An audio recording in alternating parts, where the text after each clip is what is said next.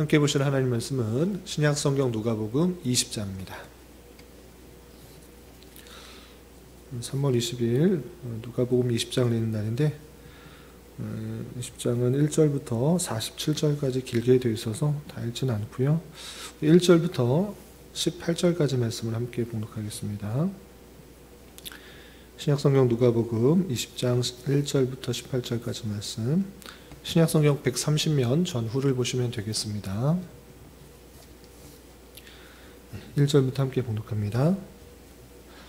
하루는 예수께서 성전에서 백성을 가르치시며 복음을 전하실세 대제사장들과 서기관들이 장로들과 함께 가까이 와서 말하여 이르되 당신이 무슨 권위로 이런 일을 하는지 이 권위를 준 이가 누구인지 우리에게 말하라. 대답하여 이르시되 나도 한 말을 너에게 물으니 내게 말하라. 요한의 세례가 하늘로부터냐 사람으로부터냐? 그들이 서로 의논하여 이르되 만일 하늘로부터라 하면 어찌하여 그를 믿지 아니하였느냐 할 것이요 만일 사람으로부터라 하면 백성이 요한을 선지자로 인정하니 그들이 다 우리를 돌로 칠 것이라 하고 대답하되 어디로부터인지 알지 못하노라 하니 예수께서 이르시되 나도 무슨 권위로 이런 일을 하는지 너희에게 이르지 아니하리라 하시니라. 그가 또 이 비유로 백성에게 말씀하시기를 시작하시니라. 한 사람이 포도원을 만들어 농부들에게 새로 주고 타국에 가서 오래 있다가 때가 이르매 포도원 소출 얼마를 바치게 하려고 한 종을 농부들에게 보내니 농부들이 종을 몹시 때리고 거저 보내었거늘 다시 다른 종을 보내니 그도 몹시 때리고 능욕하고 거저 보내었거늘 다시 세 번째 종을 보내니 이 종도 상하게 하고 내쫓은지라. 포도원 주인이 이르되 어찌할까 내 사랑하는 아들을 보내리니 그들이 혹 그는 존대하리라 하였더니 농부들이 그를 보고 서로 의논하여 이르되 이는 상속자니 죽이고 그 유산을 우리의 것으로 만들자 하고 포도원 밖에 내쫓아 죽였느니라. 그런즉 포도원 주인이 이 사람들을 어떻게 하겠느냐? 와서 그 농부들을 진멸하고 포도원을 다른 사람들에게 주리라 하시니 사람들이 듣고 이르되 그렇게 되지 말할지어다 하거늘 그들을 보시며 이르되 그러면 기록된 바 건축자들의 버린 돌이 모퉁이의 머릿돌이 되었느니라 함이 어찌미냐. 무릇 이 돌 위에 떨어지는 자는 깨어지겠고 이 돌이 사람 위에 떨어지면 그를 가루로 만들어 흩으리라 하시니라. 아멘. 예, 감사합니다. 오늘 말씀기 본문은 누가복음 20장입니다.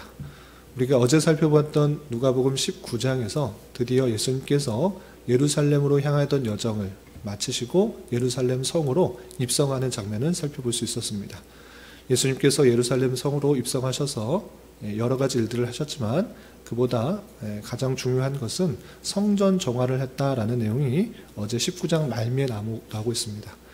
주님의 그 성전은 기도하는 집이라 할 것인데 물건을 사고 팔고 하는 그런 강도의 소굴로 만드는 그 모습을 보시고 탄식하며 성전을 정화하는 장면을 살펴볼 수 있었습니다. 그리고 이어지는 20장에서는 예루살렘 성 안에서 대제사장들과 또 서기관들과 장로들이 예수님의 이런 행동을 못마땅해 하면서 예수님을 책잡기 위하여 다양한 어려운 질문으로 권위에 대해서 도전하는 장면이 나오는데 오늘 그 말씀을 살펴보면서 또 교훈받을 것들이 무엇인지 생각해보는 시간을 갖도록 하겠습니다.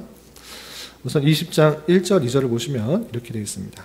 1절 2절 보시면 하루는 예수께서 성전에서 백성을 가르치시며 복음을 전하실세 대제사장들과 서기관들이 장로들과 함께 가까이 와서 말하여 이르되 당신이 무슨 권위로 이런 일을 하는지 이 권위를 준 이가 누구인지 우리에게 말하라 했습니다.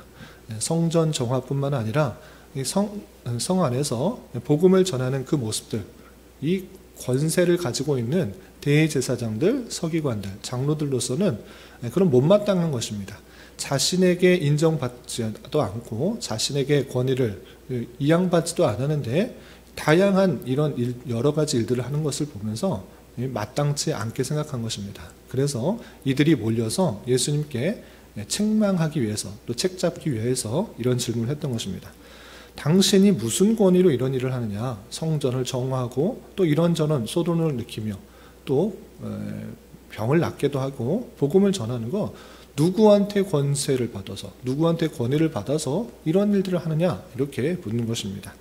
그것이 정말 궁금해서라기보다는 우리한테 권위도 받지 않고 허락도 받지 않고 왜 이런 일들을 하느냐라고 묻는 것입니다.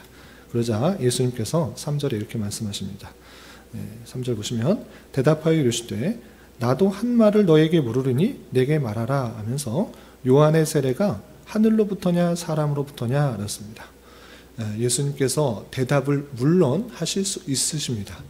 어떤 권세로부터 내가 이것을 하느냐라고 말씀하실 수 있으시지만 어떤 말을 해도 그들이 받아들이려는 것이 아니라 그들의 목적은 예수님을 책잡기 위해서 예수님을 책망하기 위한 그런 의도였기 때문에 오히려 그 마음을 하시고 반문을 하시는 것입니다. 어떤 반문을 하시는 것입니까?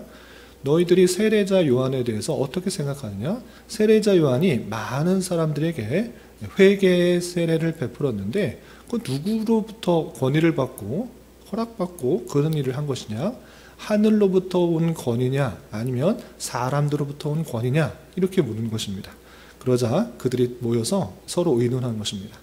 만약 세례자 요한이 하나님으로부터 권세를 받아서 회개하는 세례를 베풀었다라고 하면 너희들은 왜 그를 세례자 요한을 믿지 않고 하나님으로부터 온 권위를 믿지 않고 그를 따르지 않고 회개의 세례를 받지 않았느냐라는 책망을 받을 것 같고 또 사람으로부터 인정을 받아서 세례를 베푼 것이다 이렇게 말하면 그 사람들이 선지자로 인정하였는데 너희들은 인정하지 않았다라는 그런 말로 인하여서 돌 맞을 것 같은 그런 생각을 가진 것입니다.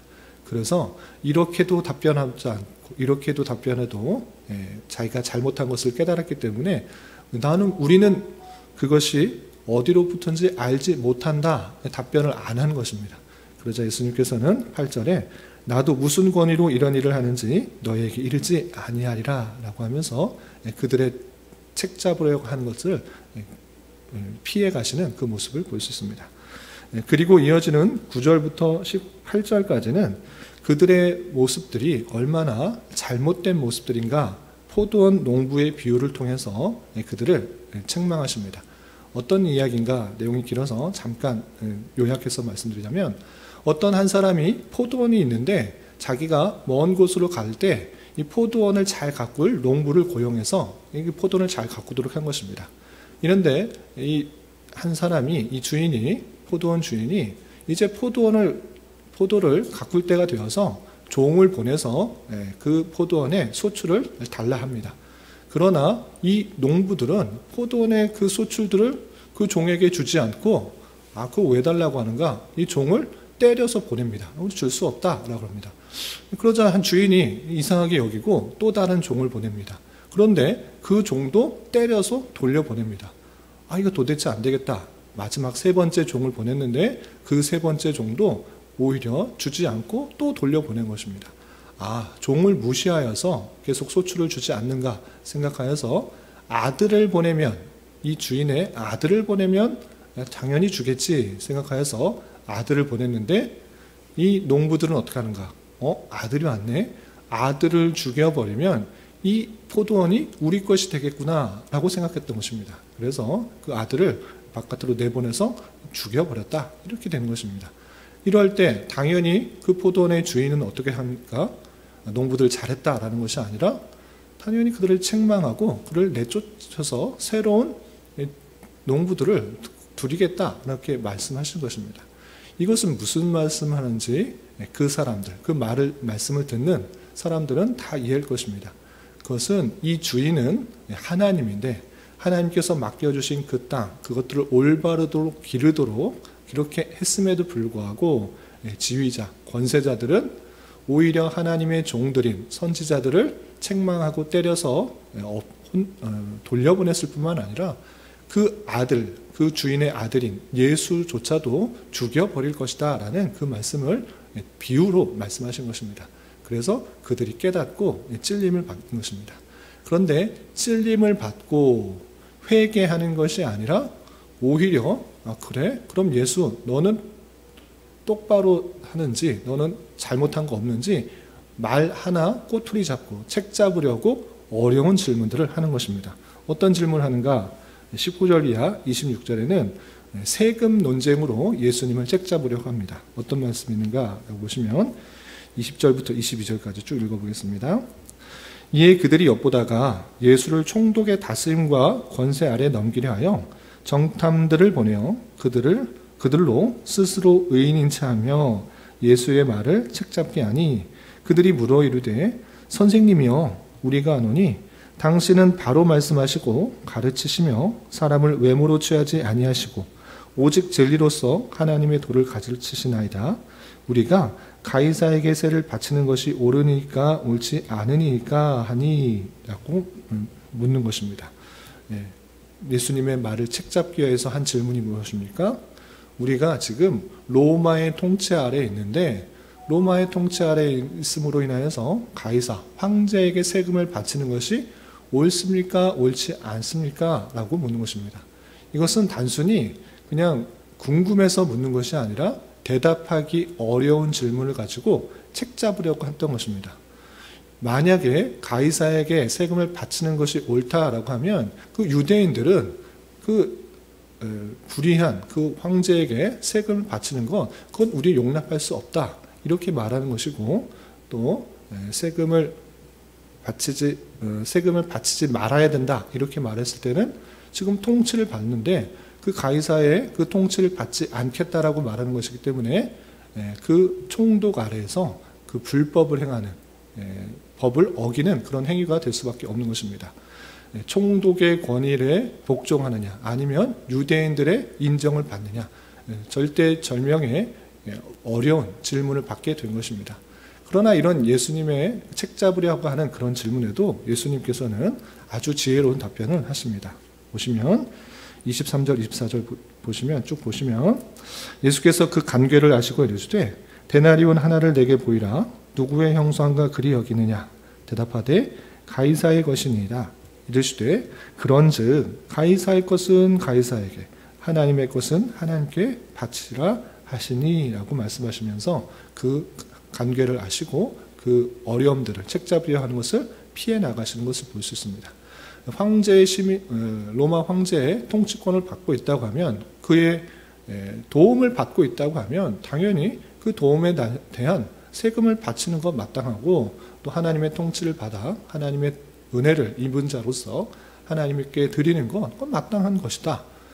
이런 것들 이렇게 하나님의 놀라운 전체 통치 섭리 속에서 세상 권세를 통하여서 이끌어 가시는 그 놀라운 지혜를 알려주시면서 그 책 잡으려고 하는 그 질문에 대해서 피해 나가시는 것을 볼 수 있습니다.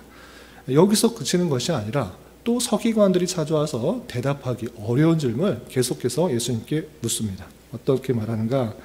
27절 이하 보면 부활이 없다고 주장하는 사두개인들 중 어떤 이들이 와서 물어 이르되 선생님 모세가 우리에게 써주기를 만일 어떤 사람이 형이 아내를 두고 자식이 없이 죽으면 그 동생이 아내를 취하여 형을 위하여 상속자를 세울지니라 하셨나이다 라고 하고 있습니다.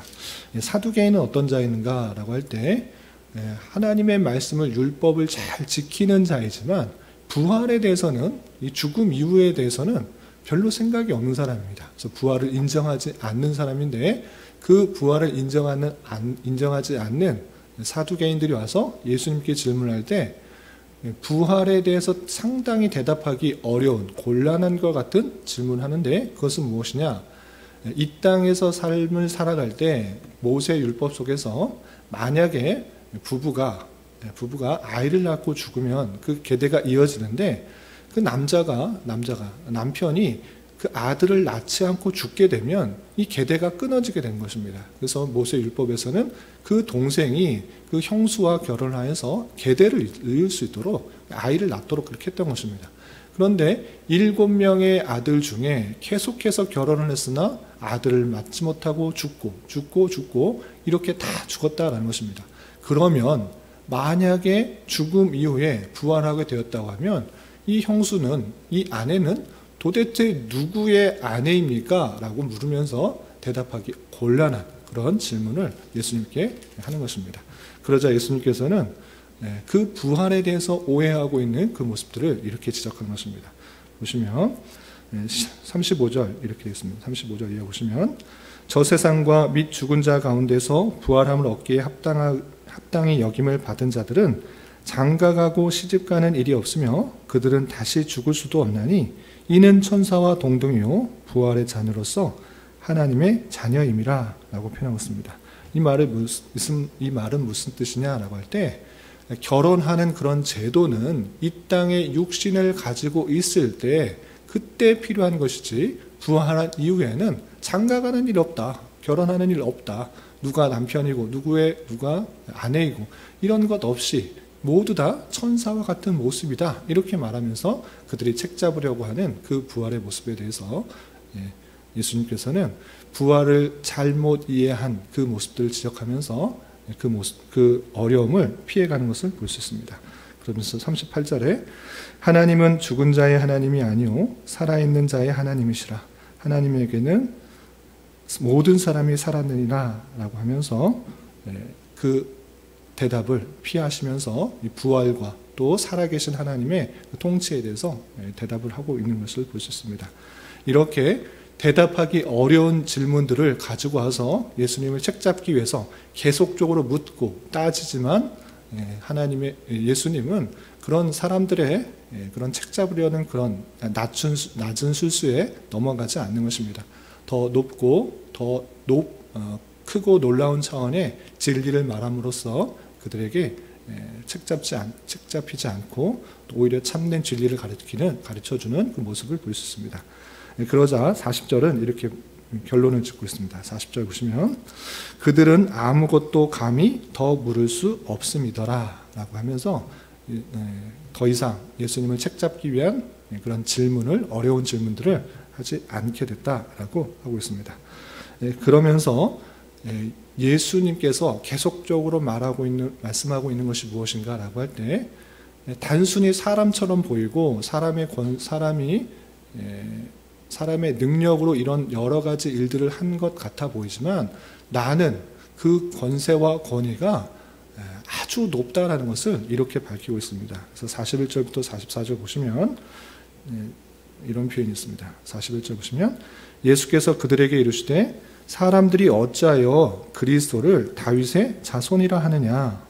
당연히 그리스도가 다윗의 자손으로부터 나온다라는 말이 있기 때문에 이 사람들의 생각들은 그냥 다윗의 자손, 다윗보다 낮은 권세를 가지고 있는 사람이다 이렇게 생각하는데 그 다윗의 자손이라는 그 말에 착각, 오해를 피할 수 있도록 이렇게 알려주시는 것입니다. 그래서 42절 이하 보시면 시편에 다윗이 친히 말하였으되 주께서 내 주께 이르시되 내가 내 원수를 내 발등상으로 삼을 때까지 내 우편에 앉았으리라 하셨도다 하였느니라 했습니다. 주께서 내 주께 이르시되 라고 할 때 이 다윗이 그 주를 더 높이고 있다라고 하는 그 표현을 들어서 다윗의 자손이라고 할 때 그냥 다윗보다 못한 것이 아니라 다윗은 그 그리스도를 주라고 표현하고 있다라는 표현을 더 강조하고 있는 것입니다. 그래서 44절 이렇게 결론 짓는 것입니다. 44절 보시면 그런즉 다윗이 그리스도를 주라 칭하였으니 어찌 그의 자손이 되겠느냐 하시니라 라고 표현하고 있습니다. 단순히 그의 자손이라고 할 때 다윗보다 못한 그런 후손이다 라고 말하고 생각할 것이 아니라 그리스도는 다윗조차 그 다윗 훌륭한 왕조차 주라고 표현한 그런 분이시다라는 것을 생각하면서 내가 그리스도일진데 나를 그냥 다윗보다 못한 하나의 후손으로 생각할 것이 아니라 그 권세와 권위가 훨씬 더 크다라는 것들을 보여주면서 많은 사람들에게 자신의 권세와 권위가 어디 있는지 또 얼마나 큰지를 간접적으로 또 말씀을 통해 증명하고 계신 것입니다. 그리고 마지막 45절부터 47절까지는 그 바리새인들, 서기관들, 장로들 자신은 하나님의 말씀을 잘 지키고 또 올바른 것처럼 생각하면서 남을 판단하고 정죄하고 자신이 드러나려고 하는 그런 모습들이 있을진데 그런 것 주의해라, 떠나라, 그런 사람들 심판받는다 이렇게 하면서 말씀을 마치고 있습니다. 그래서 45절부터 47절 보시면 모든 백성이 들을 때에 예수께서 그 제자들에게 이르시되 긴 옷을 입고 다니는 것을 원하며 시장에서 문안받는 것과 회당에서 높은 자리와 잔치의 윗자리를 좋아하는 서기관들을 삼가라. 그들은 과부의 가산을 삼키며 외식으로 길게 기도하니 그들이 더 엄중한 심판을 받으리라 하시니라 라고 했습니다.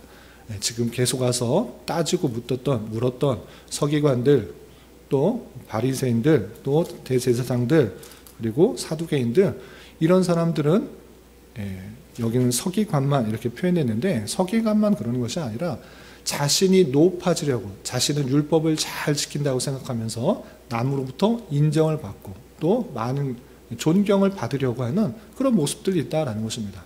그런데 예수님께서는 서기관들 그런 사람들 삼가라 이렇게 표현하고 있습니다. 오히려 그들이 더 엄중한 심판을 받을 것이다 이렇게 경고하는 그 말씀을 볼 수 있습니다. 이런 말씀을 통해서 우리는 무엇을 깨달아야 됩니까?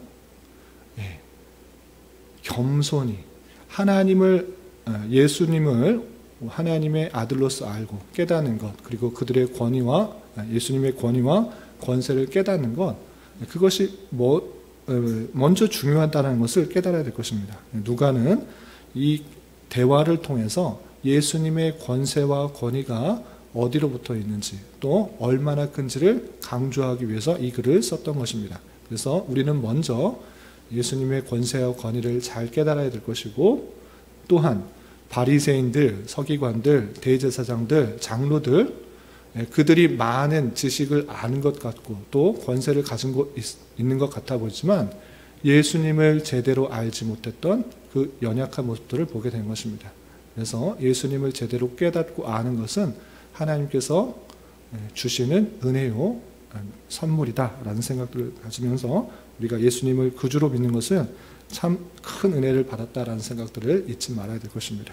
그리고 한 가지 더 덧붙여 생각해야 될 것은 많은 사람들로부터 존경과 또 많은 인기를 얻으려고 하는 그런 모습들, 외식하는 그런 모습들, 그것들이 더 엄중한 심판을 받을 줄 알고 삼가 조심하여서 하나님의 은혜 없이는 하루도 살아갈 수가 없는 그런 연약하고 죄 많은 인생이구나를 느끼면서 살아가는 것이 이 땅의 성도의 올바른 모습인 것입니다. 나는 하나님 말씀 잘 지키는 사람이야. 나는 율법을 잘 지키는 사람이야. 저 사람은 그렇지 못해. 이런 식으로 생각하는 것이 아니라 바리새인과 서기관들 같이 그렇게 생각하는 것이 아니라 하나님 앞에 내 자신을 보면서 한순간도 하나님의 은혜 없이는 살아갈 수 없는 존재이구나. 참으로 죄 많은 인생이구나. 연약한 존재이구나. 이것을 느끼는 것. 죄인임을 느끼며 살아가는 것. 하나님의 은혜 없이는 한순간도 살아갈 수 없다라는 것을 느끼는 것이 참으로 올바른 성도이며 이 땅을 살아가는 마땅한 자세라는 것들을 잊지 말아야 될 것입니다. 이런 말씀을 대하는 자로서 늘 겸손히 주님의 은혜를 부르짖으며 살아가는 우리가 되야 될 것입니다. 이런 저와 여러분이 되시기를 주님의 이름으로 부탁을 드립니다. 기도하겠습니다. 하나님 아버지 감사합니다. 오늘 말씀을 통해서 대제사장들과 서기관들과 장로들이 예수님의 권위에 대한 질문과 또 책 잡으려 하는 다양한 질문에 대하여 답변하시는 말씀을 살펴보았습니다. 이런 말씀을 대한 자로서 사람의 지혜로 측량할 수 없는 예수님의 권위와 능력에 대하여 온전히 깨닫는 자 되게 하여 주시고 하나님의 아들로서 다윗보다 훨씬 더 뛰어나신 분이 이 땅에 오셔서 우리를 위하여 많은 고난과 십자가에 달려 돌아가셨다는 사실을 온전히 믿고 참으로 기뻐 감사하는 자 되게 하여 주시며 이러한 믿음조차 주님께서 우리에게 주신 선물인 줄 알아 삼가 조심하여 더욱더 겸손히 주님의 말씀에 귀 기울이게 하여 주시고 늘 겸손히 주님의 말씀에 순종하게 힘쓰는 자 되게 하여 주시옵소서. 주님, 교회 내 육체의 질병과 연약함으로 생활이 어렵고 불편한 가운데 있는 여러 지체들이 있습니다. 주님 지켜주셔서 건강하게 잘 치유되고 회복될 수 있도록 인도하여 주시고 직장과 사업장의 문제로 가족의 전도와 신앙을 위해 복된 결혼과 가정을 위해 주님께 간절히 부르짖며 나아가는 여러 지체들이 있사오니 주님 그들과 함께하여 주시고 그들의 기도 응답해 주시사 우리의 기대와 소망보다 훨씬 더 풍성한 것들로 채워주시는 하나님을 깊이 경험할 수 있는 기회 되도록 인도하여 주시옵소서. 오늘 저녁에 있는 수요 성경 공부 시간에도 주님 함께하여 주실 줄 믿으며 이 시간 각자 간절하게 간구하는 기도 제목 주님께서 들으시고 가장 선한 것들로 응답하여 주시옵소서. 예수님의 이름으로 기도 올리옵나이다. 아멘.